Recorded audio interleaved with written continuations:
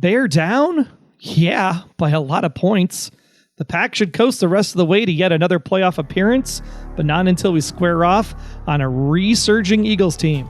Plus your post-Bears comments coming up next on your Packers Fan Podcast.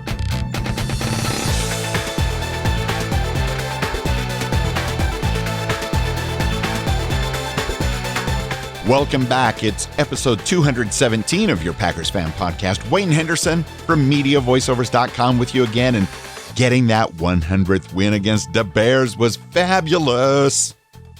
And I'm Troy Heinrichs from the Blacklist Exposed podcast, back filling in for Mr. Scott Clark this week. And I am just super excited that I was at the game this past weekend because it was a gold package game. And I sat in, oh, no, wait, no, I didn't. I'm so disappointed and depressed. I looked for you. I was trying to be one of those 500 people. They were sitting in my seat. I saw them. But no, I was not there, unfortunately. I'm just glad I made the decision to defer because it was that game on Sunday was the one that was really challenging for me to decide if I was going to defer or not. Mm-hmm. And then to find out that, the whole world is on fire again, especially in Wisconsin. I was like, woo, well, dodged a bullet there. Glad I have tickets for next year. Exactly. Go Pack, go, Troy. Go Pack, go indeed, Wayne. Good to be back with you, as always. Yes, thanks for joining in. We'll talk a lot about what we loved about that Bears 100th victory. And, of course, what we didn't like, especially the run defense once again. Plus, we have all of your great voicemails, emails, and other feedback from the amazing Packers Fan Podcast community at packerscommunity.com. And we're going to preview next Sunday's Eagles at Packers game, including our predictions for the final score. We have some other great football-related thoughts as well, but let's dig right in to the highlights by that huge win of the Packers over the Bears. The touchdowns were really spread around this week. I thought it was like Oprah was doing the coaching on the Packers. You get a touchdown, and you get a touchdown, and you get a touchdown. Yeah, I was thinking if there's 11 players on offense and they all get a touchdown, that's 77 points. Well, no. Technically, it would only be 76 because Mason Crosby missed the extra point. Thanks for that reminder. I'm just glad that missed extra point did not come back to haunt us in the end. That's for sure. In any way, shape, or form. That very first touchdown catch by Devontae Adams, though, that was spectacular. Agreed? Agree. I don't know how he got up that high to get that ball down. It was like a human corkscrew, and he hung onto it. Also fun to see the touchdown by the big dog, Mercedes Lewis, and Bobby T, of course, with a touchdown. What I love to see is tight ends. Touchdown, tight ends, touchdown, tight ends, touchdown. It's the one problem that we had last year was trying to punch it in from inside the red zone. How many times were we on the 1 yard line, especially against the Eagles team last year that we lost against? Mm-hmm. Those starting to get those vibes already going into next week. But it's good to see that we actually figured out how to score in the red zone with the tight ends. And I think it's a real big improvement. Plus Alan Lazard, man, huge stretch in order to grab the touchdown pass that he got. And then, of course, Jamal Williams. This is the one thing that I don't understand is why we drafted a running back when Williams is in that contract year. I mean, sure, you can't pay Jones and Williams, I'm sure, under a cap situation, and you really need that rookie deal in order from a cap balance perspective. But, man, the way Williams has been playing this year, I'd almost keep Williams on the team and not look to shop him around, or hopefully – at least I hope if they let him go that they get something for him, because if we just lose him in free agency straight up, that would be a huge loss with the way he's performing this year. Agreed. We don't know what's going on at headquarters, but let's hope for the best. There's also a defensive resurgence in this game, even though it started a little bit sketchy on that first drive. A couple exciting interceptions happening. Darnell Savage was literally savage in this game, like all over the field, picking off all over the place. And I think a lot of good things are coming up with the way that they reconfigured. I mean, I don't know if you caught this, right? But they had it was Rashawn on the outside, along with one Smith brother, and then Darius that was actually playing in the middle. So instead of Darius being on the outside and having the two Smith brothers on the outside, they moved one on the inside. And I thought that actually made a big difference in this game. I didn't notice that, but it did seem to be that something was different. And if that's what it was, and it's that easy to see a marked improvement in the defense, I'm all for it. Two thumbs up. It also keeps them back a little bit, right? Because then that way, Darius has to go through a couple people, so he can't jump off sides as often, getting that free sprint start. Looking for that silver lining, Troy. I love it. And although we got away with a little bit of face masking against Trubisky, since it is the Bears, I will accept that fumble recovery run-in for the touchdown. Thank you very much. And besides, Aaron Jones had that non-call face mask last week, so there's kind of a balance in the force, I suppose. This is the way, right? This is the way. The Packers and Lombardi and Lambeau and everybody have spoken. I think the thing that we've been struggling with this year is like we just got the band back together, right? The full offense is out there. It's rocking. It's rolling. And then, oh my gosh, Corey Linsley goes down again, this time with a knee. It's probably going to be knees are 6 weeks minimum. If he comes back in 4, I would be shocked. But, figure he's pretty much done until the playoffs. And then it's a question of can he even come back for the playoffs at that point? So hopefully, everything goes well with Corey. I mean, he was technically out, what was it, 2 games ago when they went with the backup center last week. And then, to bring Corey back, it probably just wasn't a great idea to play him this early. Probably should have set him another week or 2. But he's down and he's going to be out. And then Savage got beat up a little bit too. Yeah. Thankfully, he came back in a little bit later on and still showing up questionable right now on the injury report for this week. But, obviously practice ain't over yet. It's only Tuesday. So, yeah, a lot of time between now and Sunday. So hoping the guys that got banged up are doing a lot better, even though, like you said, we're definitely not going to see Corey Linsley for a while. And I know you're probably thinking this, so I'm just going to say it. I hate how the Packers defense often allows garbage time touchdowns by our opponents. I mean, sure, I understand they're tired in the second half. Sure, I understand they don't want to get injured, especially when the victory is almost assured. And sure, the players don't want to show up the other team even when it's the Bears. But come on, would you say that this is getting a little ridiculous? Yes, because the 2 times that I actually picked up the Green Bay Packers defense, even though I know that the Green Bay Packers run defense is not the greatest thing in the world, but the 2 times I did pick up the Green Bay Packers defense where it was like assured victory, like this week in my fantasy league, then the garbage touchdowns happen. And I'm like, well, son of a bitch. Like I was like a shutout. I had 10 points on my fantasy league. What did you guys do? Because you just let them come back into the game at the end. It's frustrating. Like put a dagger on it. Let's Bill Belichick this thing and go home. Well put indeed. I mean, you don't want to be that kind of a, man sometimes, but sometimes it would just kind of feel good to be like, you know what, if we can put 50 up, let's put 50 up. I'm just disappointed they didn't put Jordan Love in the fourth quarter because I really wanted to see what Jordan could do out there. Yeah, that would be nice. Maybe this week, Troy. Oh yeah, I don't know. Well, it's probably not going to happen in a few weeks when we play the Titans. So this is the week. I would think that if any week was going to be the week, it'd be the Panthers week because it's not a divisional game, right? Because we still have the Lions and the Bears and the Titans, as you mentioned. So this week, I don't know. The problem with the NFC East is that it's super unpredictable because they're so bad. Like, so bad. Like, they're worse than the Bears. That's how bad they are. And that's saying something. Yeah, they're worse than the Lions, and that's saying something since they fired the coach, right? Was that this past week they fired the coach? Yeah. So it'll be interesting to see what happens there. Lions might end up resurging. Who knows? That might be a dangerous game for us on the schedule, even though it looks like we should win that one. But, my biggest challenge, you mentioned a couple times, Adams was able to, not Devontae Adams, the other Adams, the bad guy Adams, was able to like rip off those runs right up the gut, especially on that first drive. When he had that first big run, literally like all the way to the goal line, I was like, oh man, here we go again. It's like Dalvin Cook game plan 101. And it's like, I can't deal with this week. I already had a heart attack the week before from the overtime game. Like I cannot watch the defense just be this poor, even if Rodgers is able to put up 45 points. It's like a repeat of, 2011, 15-1 when we had no defense, or then 2016 where Rodgers had to literally win every game on his shoulders because we had no defense. Like, we got to do something to shore up. And I think maybe we made some moves in the last couple of days in order to shore that up. So we'll have to see how it plays out.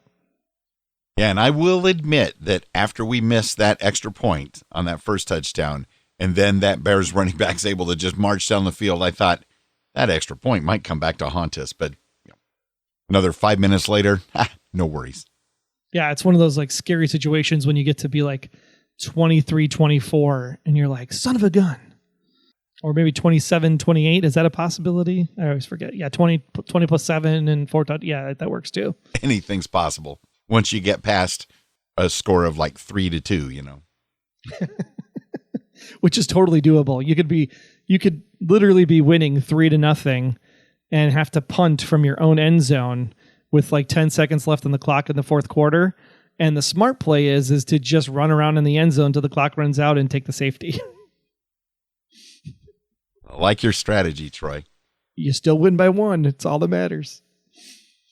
But we do have some Packers news for you coming off hot off the wire. The Lions game that we were just talking about in 2 weeks, right, on December 13th, that is moved to the afternoon slot. So after the Packers-Titans game got flexed into Sunday night, now the Lions game is being flexed into the game of the week. So I'm sure our good friends Troy Buck will be back one more time yet for this Packers season. And then Tavon Austin, a wide receiver and return man, was signed. He was with the Niners in the preseason. He hasn't really played a game in 2020. He was drafted 8th overall in 2013 and played with the Rams and Cowboys in a few stints. He's most likely filling in for Tyler, Swerve, and Irvin in the return game, since Tyler's been a little bit ailed and held back there, and clearly evident in the way that we've been returning kickoffs and punts in the last couple of games. Kind of looks like 2017, 2018 all over again. So hopefully Tavon Austin can come in and make some noise. And then we also picked up defensive lineman Anthony Rush that was claimed off waivers from the Bears previously with Seattle. He was an undrafted rookie in 2019 with the Eagles, of all people. Most likely, I think he's going to probably be filling in for Montravius Adams' spot since Montravius went on IR. I believe it was on Thanksgiving Day. They finally placed him on IR for the season. So look for Anthony Rush to maybe hit the practice squad initially and then be up there with the D-line. So hopefully that will add some of that middle stoppage that we've been worried about for most of the year. Yes, please. And then final word is that Packers cut wide receiver Darius Shepard from the team today. Not quite sure what the situation was there, but he is no longer with the green and gold as of the recording of this podcast. I can't believe how many things have happened in just the last few days. Man, Goody's on fire. He's like, I got work to do. I want to go home early for Christmas. Hey, if that's the motivation that it takes to get some of these pieces, every little piece helps. And if by some chance Tavon Austin only really helps out on the return game, I'm good. Hey, everybody can make their mark where they need to make their mark, as long as it's a mark in a positive direction. Yes. Now let's check in with what the listeners had to say, and keep this number handy, as always, right after the game. Give us a call at 920-3PACK-GO, or from anywhere on this particular planet. You can record your voice message right on your phone or on your computer, attach it to an email, and address it to feedback@Packers Fan Podcast. Just get it to us by midnight. Be part of the show like Bill did. Go, Pat, go. Go, Pat, go. Man, it was nice to get a good win, even though, even at 41-10, I wasn't completely comfortable till the end of the game. But, the Bears still suck. This is Bill from Portland, by the way.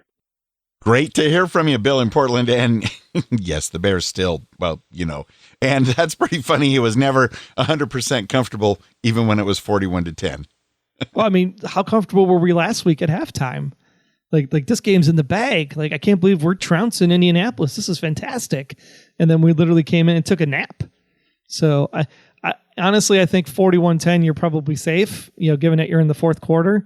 The minute you're up by like 4 scores with Roll Out the Barrel playing, Aaron's in a good mood. So, and mostly because Roll Out the Barrel is playing, not so much the score. Go, Pat, go! Go, Pat, go! nothing finer than calling the family on the Thanksgiving holiday weekend and reminding them that the Bears still stink. Love it, love it, love it. First of all, I want to give kudos and tip my cap to Rodgers, 50,000 yards. A very impressive feat. Not a lot of quarterbacks have done that, so, it's always great to acknowledge milestones, especially in a Packer uniform. Very, very good game last night. Very impressed with the overall team performance. The defense, whoa! After we ragged on them the last few weeks, they showed up in a big way last night. It was Chicago, so, not too much credit, but still give credit where credit is due. Rodgers was wonderful. Good to have Lazard back. Good to see the running game come on strong. Jones was very impressive. My only critique is, again, I've been bringing it up now for a few weeks. They're not playing a full 60 minutes. And I'm sure you noticed, I forget who it was that tweeted that they keep giving up these late garbage time touchdowns. It's something to keep an eye out on, not finishing games. So hopefully that's something that they're still aware of. But I'm very happy with what I saw from the defense yesterday, from the running game, from the O-line, great protection. From passing game, Rodgers was Rodgers. It's to the point where we barely acknowledge how great he is because he's so consistently great that, I think last week he seemed like he had an off game and he was still 18 for 20 or something ridiculous high percentage. So green and gold till I'm dead and cold. And as always, go Pod, go! Love you guys! Andre, man, good to hear from you. And I guess my only question is if you're calling your family to remind them that the Bears still, I'm just curious where your family is because maybe they might be my neighbors if they're Bears fans. I do believe Andre on a previous call earlier this season said originally from the Illinois area. All right. Well, if they're in town, let me know. I'll go over and say, hey, I know Andre. But it's a milestone to be reckoned with. 50,000 yards is not an easy accomplishment, especially in this league. Granted, it's built around the pass over the last couple of years. But when I can't remember what it was, if it was the week before where they were talking about the number of people that are still playing the game at the age that they're playing at, right? Brady, Breeze, Rivers, Rodgers. I mean, it's just it's crazy to think about the stats people can put up. And there was the other one that they put up too. It was the number of touchdowns thrown against the Bears. And Rodgers was only 2 or something away from beating Brett Favre for throwing the most touchdowns against the Bears. I mean, that's a stat to have if you want a stat. 50,000 yards, who cares? I just want to throw. Who cares? I'm pulling out my Lovie Smith, right? I don't care if we win the Super Bowl. I just want to beat the Packers twice. Yeah. Well, and fortunately, we get to play the Bears one more time. So, another 4, 5, 6 touchdowns. Could be the year that he breaks that record too. So, there's a lot of talk about Rodgers MVP, Russell Wilson MVP, Patrick Mahomes MVP. Honestly, I think at this point, I would still put Rodgers at the top of that class for that conversation because when you think about it, we have Jones, we have Devontae Adams, but we didn't have Jones for a couple games this year. We didn't have Adams for a couple games this year. And, they might look like top tier players on the map right now, but are they top tier players because they're in this particular system specifically where when you look at, Kansas City, especially those are star receivers and star tight ends and star running backs playing with a star quarterback. Mahomes isn't doing everything there. That's an Andy Reid system. It all works, right? I mean, Rodgers puts the team on his back every single week, and the things that he's able to do to construct the offense and make the offense work for him, I think is just a testament to the skill at the position and the skill of the game and how he's able to take the best of what LaFleur puts on the plate and then reads the defense and moves it. So I would say at this point, Rodgers is having his best season ever. And if he's won 2 MVPs before, then he should win MVP this year because he's got his best year so far. That makes sense. That makes total sense. Andre made so many great points, but I especially liked the shout out to our offensive line because even with Corey Linsley going down, They're doing a fine job of keeping Aaron Rodgers upright. Yeah, we were concerned, right, when like Balago left and a bunch of other people were shuffled around, and like, oh my gosh, all we have is Bakhtiari. And who knew the offensive line was going to be such a standout in this season? And that really is what makes Jones and Williams be the best people they can be, because if the hole isn't there, they're not running anywhere. So even if you are magical talented running back, you still have to have a gap to go through. Yeah, because just take a look at the Cincinnati Bengals and you'll see why an offensive line is very important. For sure. Yeah, their rookie hotshot quarterback, he was in the lead to be rookie of the year, and now he's got like almost every leg injury a quarterback can have in his rookie season. I'm glad you said almost, because Alex Smith still ranks up there as the one with the worst leg injury possible. Dak Prescott might join him in that league because the way his foot bend was. Okay. Top three leg injuries. I don't want to have any of them. Well, and I should say we should call out Alex Smith, right? Thanksgiving weekend, big game for him on Thanksgiving. If you remember, it was a week and a year ago, or a week and 2 years ago. Yes. In that Thanksgiving week that Alex Smith went down, and we thought we would never play football again. And here he comes back and plays in his first game since that horrific injury, in front of the crowd and in Thanksgiving weekend and his family and everything. So I think it's great. It's a great story for NFL. I just love stories like that. So kudos to Alex Smith for making the comeback. And who knows, maybe he comes back and takes the East. That is very possible. Like you mentioned earlier, the math spells it out. Win 2 more games, win the division. Go, Pack, go! Go, Pack, go! Jared in Colorado. Loved the game. 41-25. Although obviously it was much more of a blowout than that for most of the game. But boy, howdy. Aaron Rodgers, 21 for 29, 211 yards, 4 touchdowns with a quarterback rating, a passer rating of 132. Aaron Jones, 90 yards on the ground rushing with an additional 73 from Jamal Williams. So all in all, just complete and utter offensive dominance, just like we know our Packers can do. And the defense, boy, howdy, do they really just get out there and take it. I mean, yeah, they let some scores down in garbage time, but hey, this was the most complete and dominant game at every level of the football that we've seen so far this year. It was against a championship level defense. It was defense that I would argue is better than the Colts defense. Oh, sorry, that was an ad. Yeah, great game. Go Pack, go. Green and gold till dead and cold. And once again, at first I was wondering if that was Andre calling back in. That was a pretty solid Go Pack go. Yeah, I watch. I'd be careful there, Andre. You might have some competition there from Jared. We'll see who could do better next week. But I think that's really the big key is the offensive dominance this week. I was almost going to text Wayne because we joked back in the day that if they scored, it was literally like almost every 5 minutes the Packers were putting up a score back in some of the previous seasons. So it kind of felt like that once again. The only thing that I think was the downfall of the game was just we go to that conservative mode in the fourth quarter to run out the clock, which is totally fine. But let's keep the possession. Even if we go 3 and out and punt it away, let's make sure that we, just keep converting the first down and pass the ball.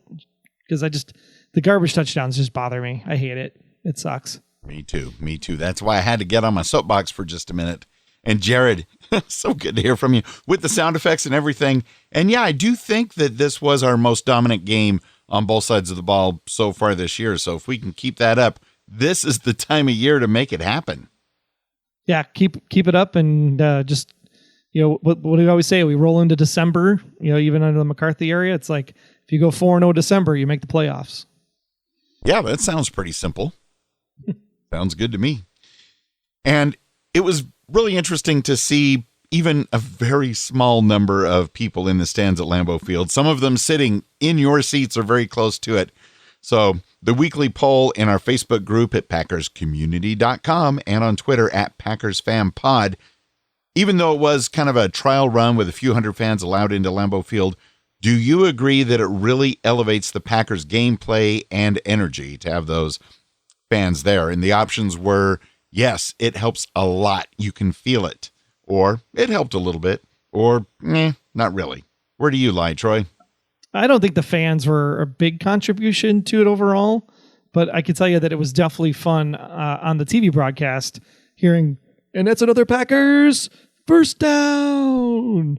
And the bang the drum music was playing, and the fireworks were going, and the roll out the barrel was playing. So all the stuff that Aaron had said, hey, we need to do that like in-game fan experience and keep that stuff going. The beer bottle races and all that fun stuff. I think that added more of an atmosphere than the 500 fans. So it's good to see that they're trying to keep it more fan friendly, even if the fans aren't there. Yeah. And I think even with a small amount of fans, although they may not have had the power because there was only a few hundred of them, they may not have had the power to cause offensive miscues by the Bears. I do think that it helped a lot. And 43% of the people that voted said, yes, it helps a lot. 37% said it helped a little bit. And 20% said, not really a factor. And we also had a write-in vote from Peter for deep dish pizza is underrated. Love it. I also played. Think that you really don't need any fan interference when Mitch Trubisky is the quarterback. He's got his own offensive miscues. In a way, that kind of reminds me of that first Packers game I went to with you at Lambeau Field when the Packers dominated the Bears, sacked good old Cutler like 5-6 times, and it was a feast. It was amazing. Such a 2012 seems so long ago. I can't believe it was 8 years. If you would have said, how many years ago do you think it was, Wayne? I would have said 5, maybe. No, that was the Kansas City game, so you'd be close. When we went with your wife and company, it was good. Yes. In the rain. And we were on TV. I remember we were on TV. Yeah, I almost got a concussion from that spider cam. We had to duck. We had to duck as it came by. But we had a few comments on the poll as well. Jared said Rodgers was waving a lot to the fans at the end there. You could see it in his face just how cheesed he was to be able to do that. And Peter also added that these guys live for the sport. They get support they get from the fans. I mean, yeah, they play for the money, but take the money away, and most of these guys would play if they still could. The adoration they get should always help. Same with the booing having a negative effect, though some teams deserve it for being hot garbage. I added the hot part because it's just fun to say hot garbage. Very true. And Stefan said Rodgers was happy for sure, but I don't think the fan presence in any stadium this year is having an effect on the game compared to previous years. Just tonight, Rodgers took full advantage and heard the defensive calls as they were happening and was able to relay them. That's a massive advantage when you don't normally get that with a stadium full of fans. Plus, they made a point to play roll out the barrel, so that also made Aaron happy. And Janelle said, I believe it definitely put a smile on a lot of the guys' faces, but they still need to be safe, not worth the loss of life that too many people would bring if they were all there. If they keep it at like 25% capacity, like a lot of the other stadiums are doing, and keep up the safety precautions, I think they could do it. Well put. Trying to think, what does that come out to? 78,000 fans. Math on a podcast. Here we go, ladies and gentlemen. That's like 20,000 fans.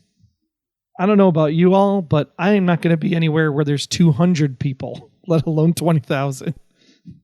Especially in Wisconsin. They literally had to make a new color on the COVID chart for Wisconsin. That's how far off the map and chart they are.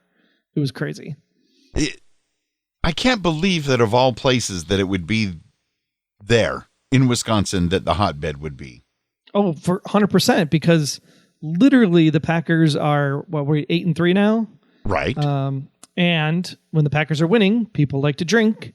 And because the Wisconsin legislature said, oh, it don't matter, you can go to the bars anytime you want without your face masks on. Put 2 and 2 together. There you go. I thought more and more people would have still had the face masks. I'm just glad that the Packers do still get to play their games in Wisconsin because the 49ers, we're going to mention that a little bit later on. But let's check in with the emails. Ooh, spoiler. I can't wait. That's a tease. What a tease. What a tease. That's I don't even know this story. Let's check in with the emails. Let's see if you can guess who this is from. Hi, guys. I'm trying something new this week. Imagine my passionate, energy-filled voice as you read this email. Let's just start out with a Go Pack Go! It is one day post-win over the Bears, and I have rewatched the highlights many times. Simply can't do it without smiling. I thought the guys brought the juice, as they like to say, and felt it was a whole new level this week. I wonder if they felt even more determined after last week's close but heartbreaking loss to Indy. Whatever the reason, it showed.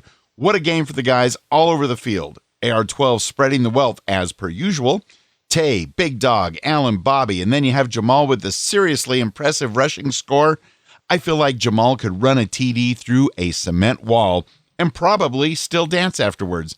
His energy is so contagious, and he's such a sweet guy to have on the squad. Super awesome to see Allen grab that TD after all of his time being out and the slower start from last week.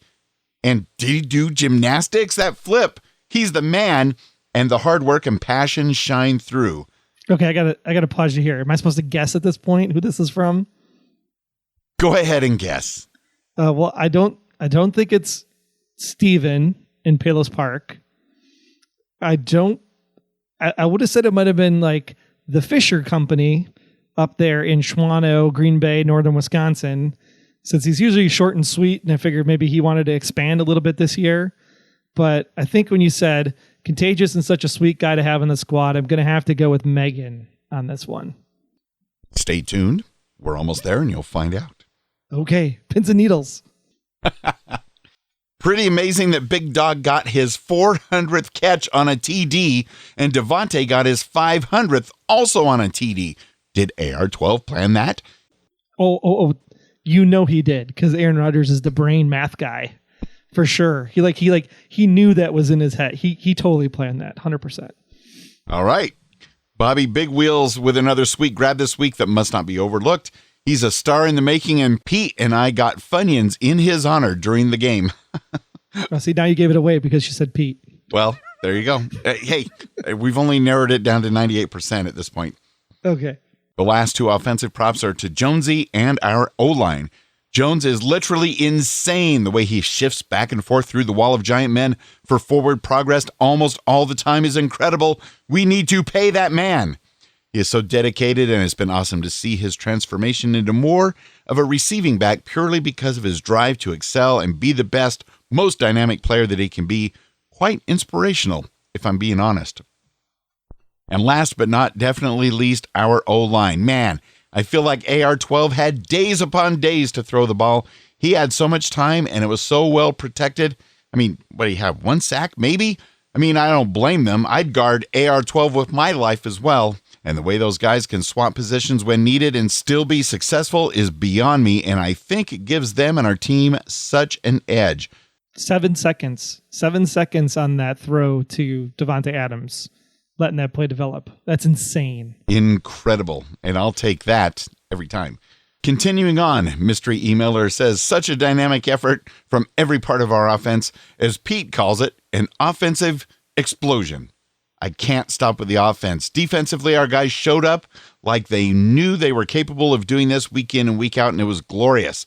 First of all, Savage is savage. Louder for the people in the back. Also for the heat Preston has been giving lately. It was sick to watch him snag the ball, and Z started it and then run it in for 6. What awareness and teamwork from the Smith brothers. Let me try to wrap this up, because if you think I can talk forever in my 2 or 3 or 4 voicemails a week, I can definitely write even more.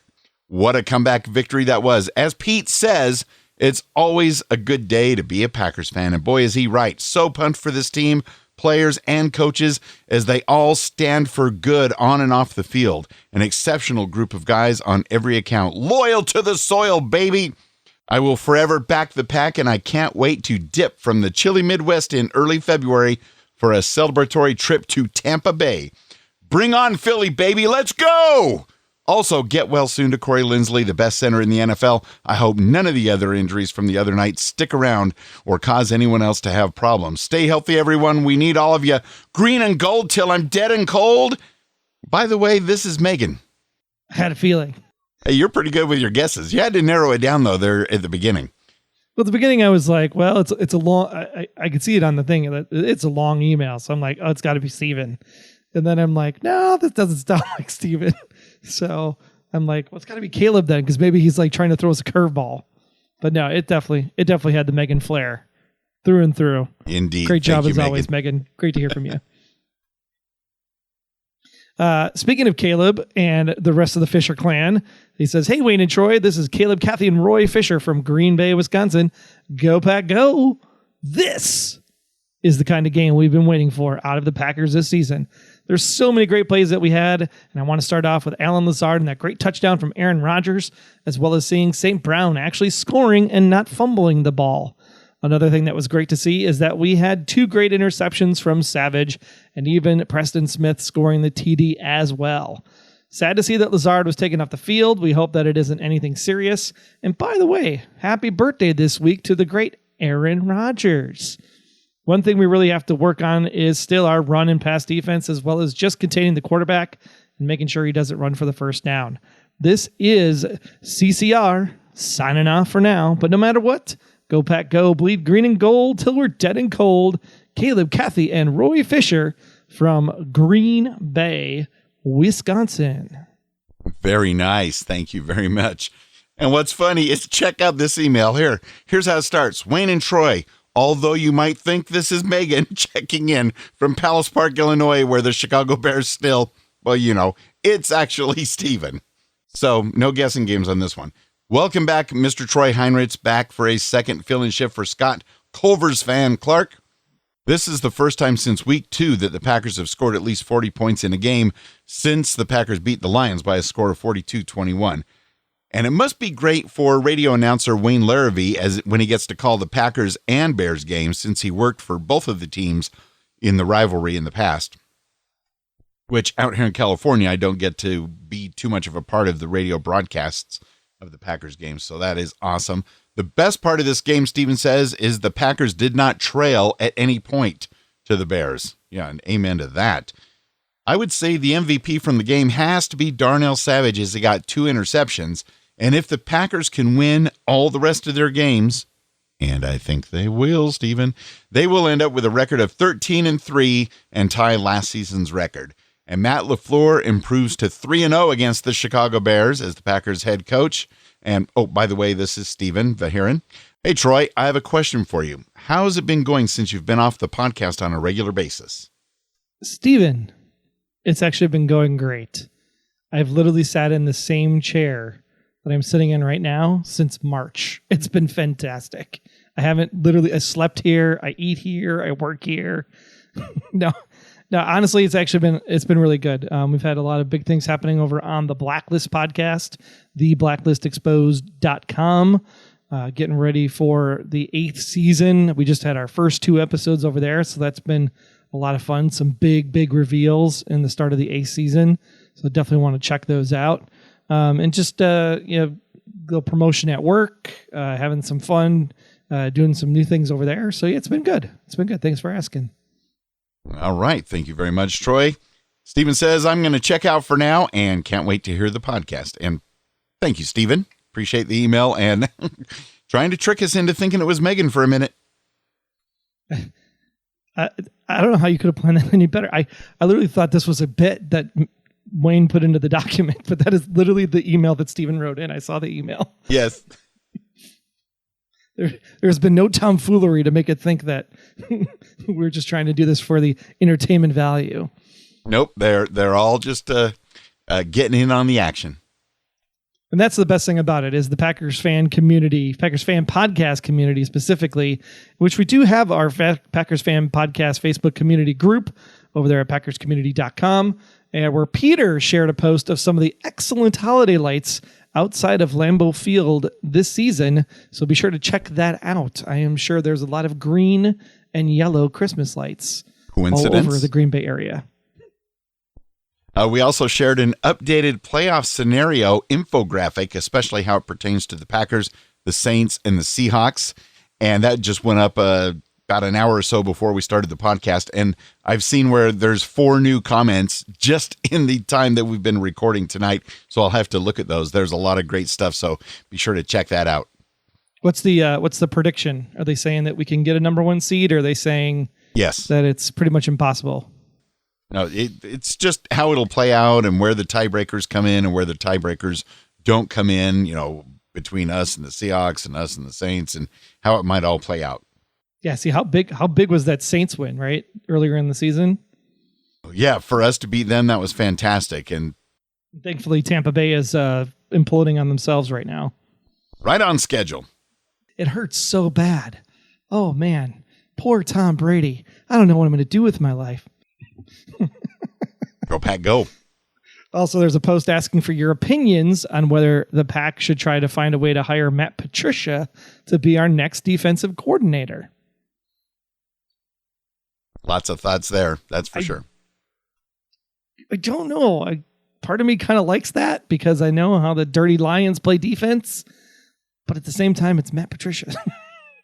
But at the same time, there's all these people calling for Pettine to be fired, which I'm never going to really call for somebody to be fired. But if he decides to move on, and who knows? Who knows?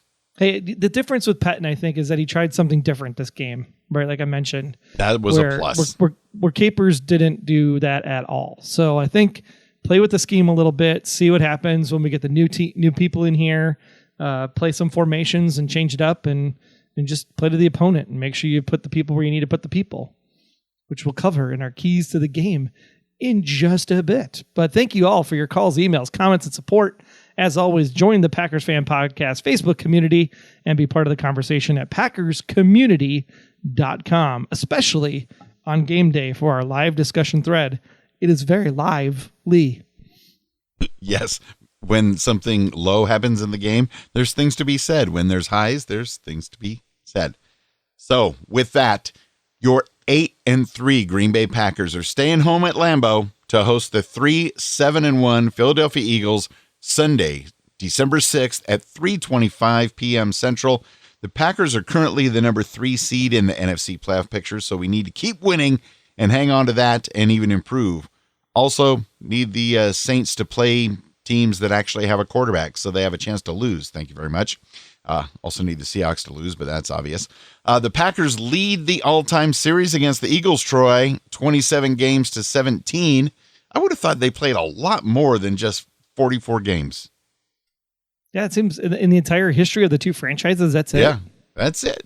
That's it. That's kind of sad. And speaking of playoffs, here's an important piece of Packers lore, as retold in an article at Packers.com that we will link in the show notes as well as at PackersFanPodcast.com. Let me just share a bit of the first couple of paragraphs from this. It was the day after Christmas in 1960, and Vince Lombardi was addressing the Packers in the visitors' locker room at Philadelphia's Franklin Field just minutes after their NFL championship game against the Eagles had ended in a 17-13 loss to the Eagles. Wait, this is a story about a loss? We're supposed to be firing up the team and get ready for Sunday for a win, Wayne. Come on. It's all in here. It's all in here. Okay. At that moment, after the loss, Lombardi made a profound promise to his players. We will never lose another championship game, he vowed. And thus, in effect, the greatest postseason dynasty in professional football history began.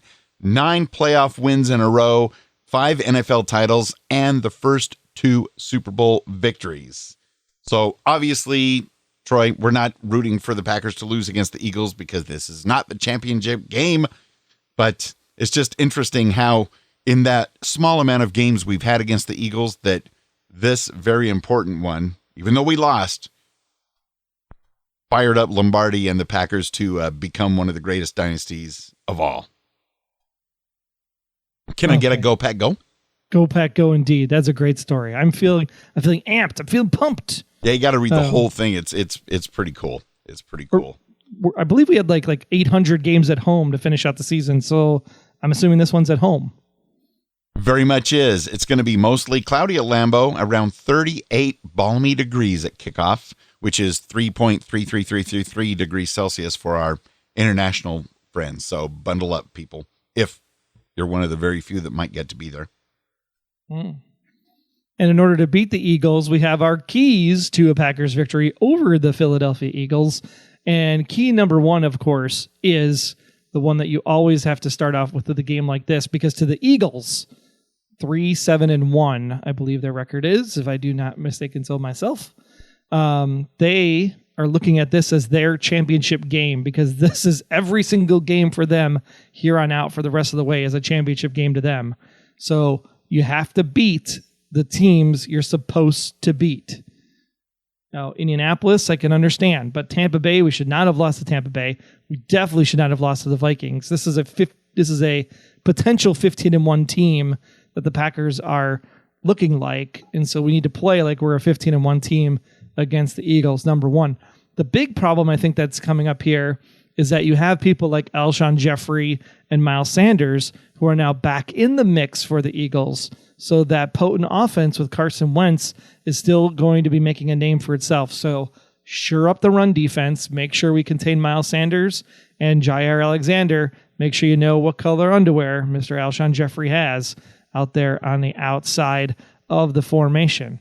And last but not least, make sure you don't find yourself in any situation where you're on defense, Green Bay, and the Philadelphia Eagles are 4th and 26 in order to convert the first down. That brings back some Packers memories, 4th and 26. And for those not in the know, can you give us the synopsis of what the famous 4th and 26 is all about? The 4th and 26 is basically we were winning the game. They had a 4th and 26 to convert to keep the game going. They converted it, and then they went on to win. So it was disappointing and heartbreaking and all kinds of just bad juju. Oh, bad juju. Hashtag bad juju, people. Yeah, it literally like drove the rest of the season, I think, after that 4th and 26 conversion. It was heartbreaking. Well, no heartbreakers this week, please. So. Not as heartbreaking as Brandon Bostic, but enough. Wow, thanks. Thanks for that flashback where we're ripping our jerseys after the game and shock and dismay. Yes, none of that is going to happen again. Thank you very much, Troy, for the keys to victory. Very, very well done, as always. And Scott and I did try to predict the Packers score for the game against the Bears. Turned out to be 41-25. I predicted 28-17. Scott predicted 24-17. He did his magic with the numbers, the total differentials. I picked closer to correctly, so I lead Scott in the 2020 wager fun for this season, 6-3. I could be clinching very soon, and then Scott will be singing Frankie Valli and the Four Seasons. You're going to have to join in. You want to add some harmonies to that when he does it? No. But I will definitely cheer and do all kinds of funny sounds from the audience. Ooh, I like just funny to throw sounds. him off his game. Love funny sounds. Well, this week we're playing the Eagles. Scott did text me that he thinks the Packers are going to win 34-17. That's a pretty dang big victory, Scott. I do think the Packers are going to win as well. Packers 31, Eagles 21, 10-point margin of victory. Troy, are you going to tell me that the Packers are going to win this game? No, the Packers are going to lose. They're going to lose.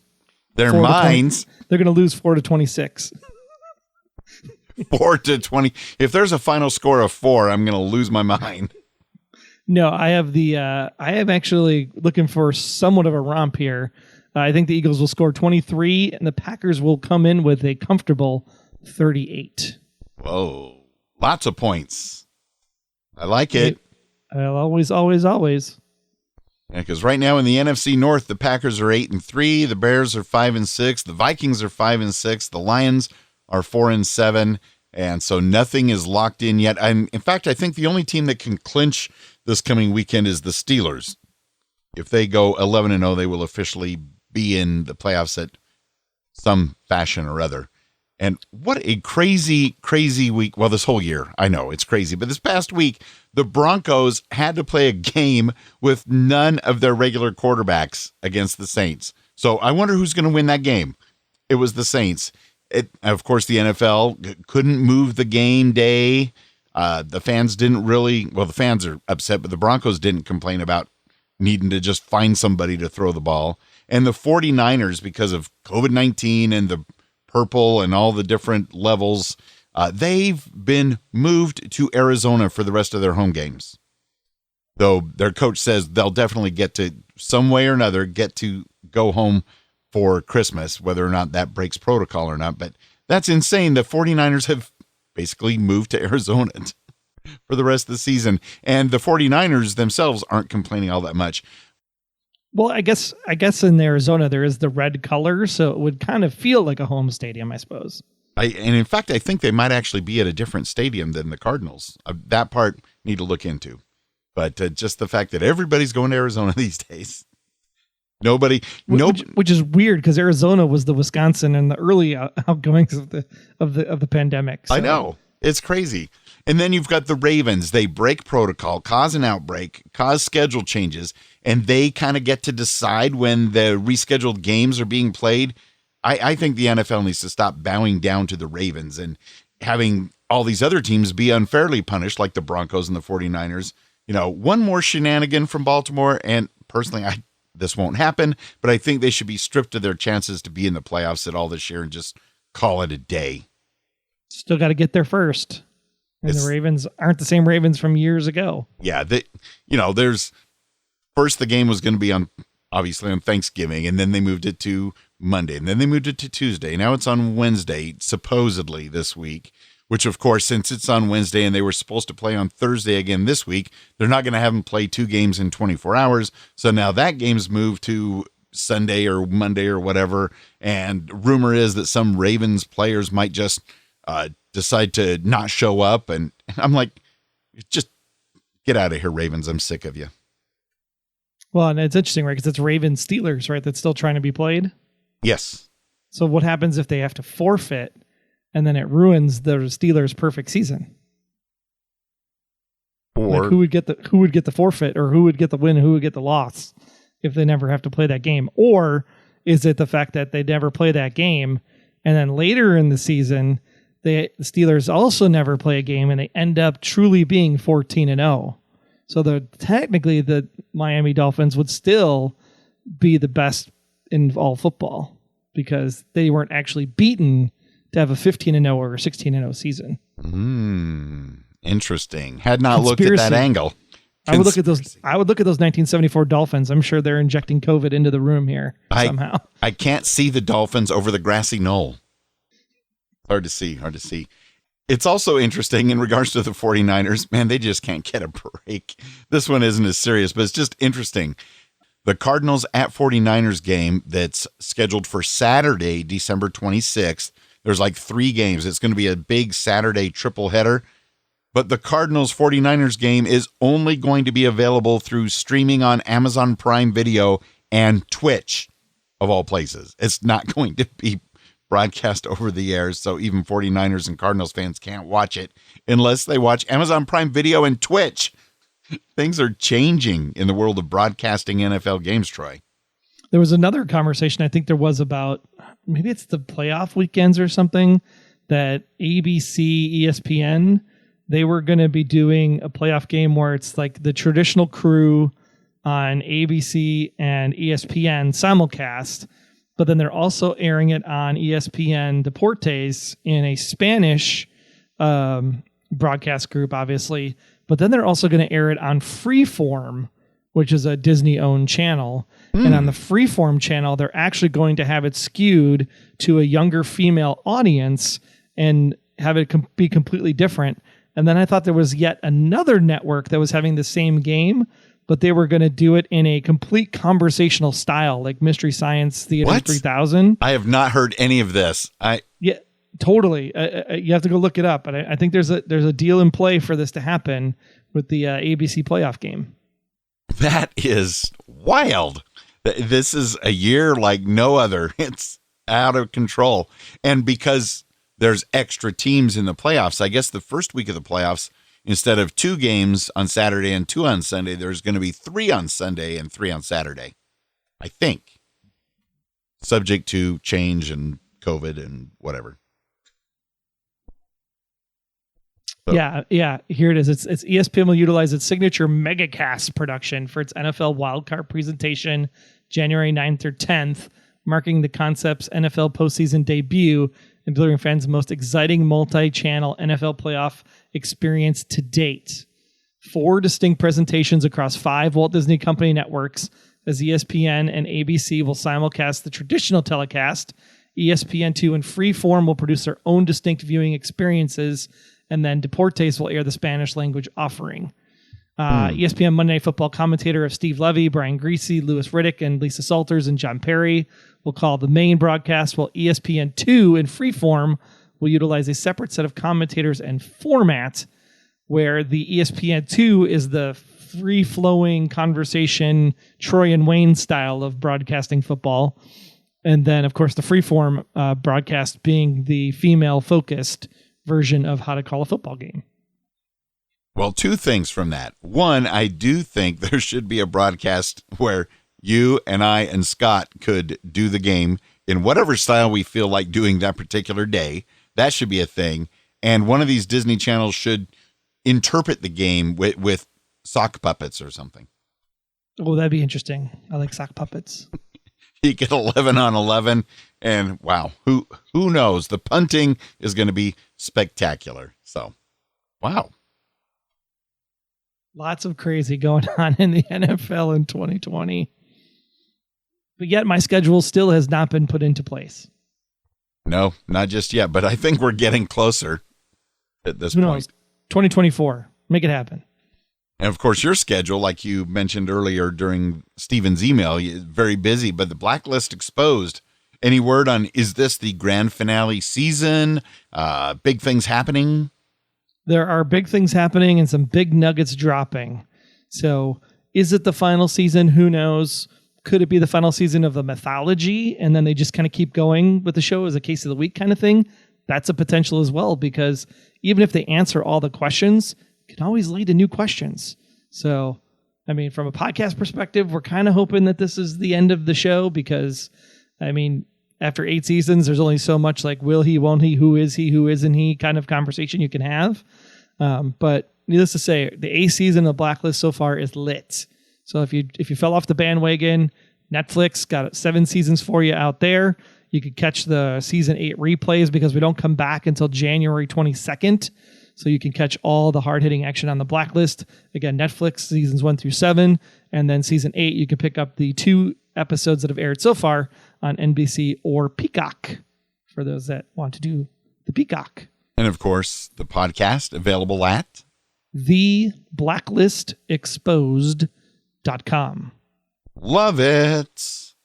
Later this week, we're still hammering out the final details, but I'm going to be appearing briefly on the Broad Street South Sports Talk. That's a mouthful.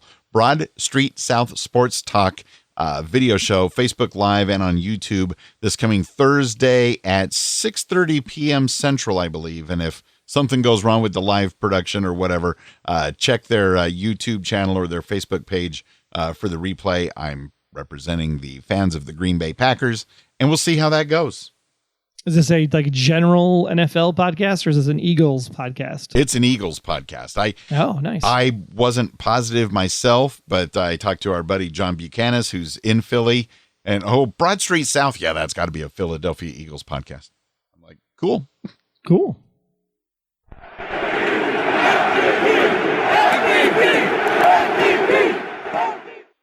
Well, we always strive to bring our value for value model here at your Packers Fan Podcast. Yes, much like you're the owner of the Green Bay Packers, you are part owner of this very show.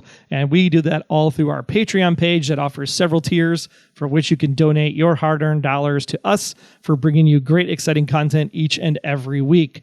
Your pledges are invested right back into the podcast to make it better for you, as well as periodic Patreon perks like stickers, window clings, buttons, shout-outs on the show, and even our new 2-sided t-shirt. You want to support that during your stay-at-home Christmas this season. All the details can be found at patreon.com/Packers Fan Podcast. And we want to say a big thank you, of course, to Bryant for all the Patreon support over the years at the legendary Willie Wood level. Go Pack Go.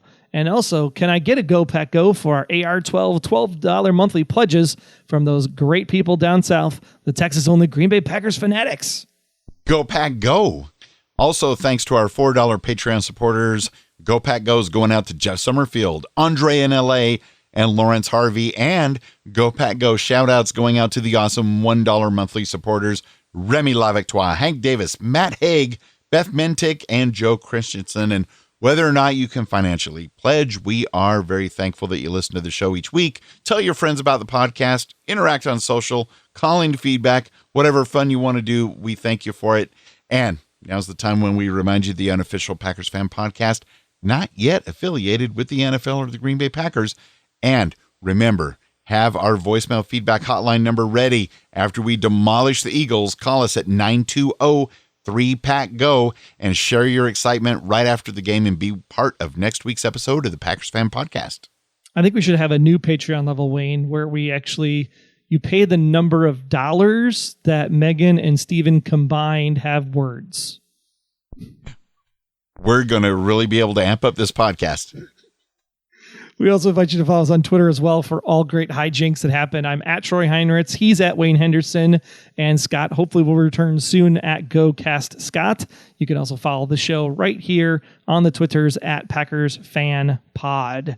And now, as we wrap up the show, here, as we get ready for the Eagles, are the Texas-only Green Bay Packers fanatics to send us on our way. This is Dawn down here in Texas, a.k.a. Granny Cheese. Hi, I'm James. Hi, I'm Kim. Hi, I'm Melissa. Hi, I'm Susan. Hi, I'm Carrie. Hi, I'm Lisa Montgomery, and we want to say, Go Pack, Go!